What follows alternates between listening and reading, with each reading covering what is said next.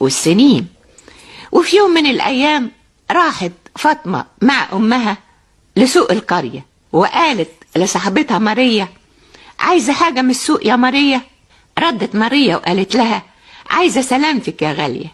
وشوية بعدها طلعت ماريا تنشر الغسيل على سطح بيتها بعد المغربية، لكنها شمت ريحة شياط ونار، نار من ناحية بيت فاطمة جاية. صرخت ماريا: يا أهل البلد، النار قايدة في بيت أختي الغالية، يا أهل البلد.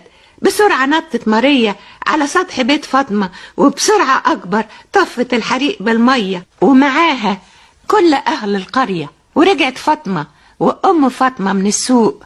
جرى إيه؟ حصل إيه؟ رد واحد من أهل القرية: حصل خير يا أم فاطمة، جت سليمة يا فاطمة، حريق بسيط، وأختك ماريا طفت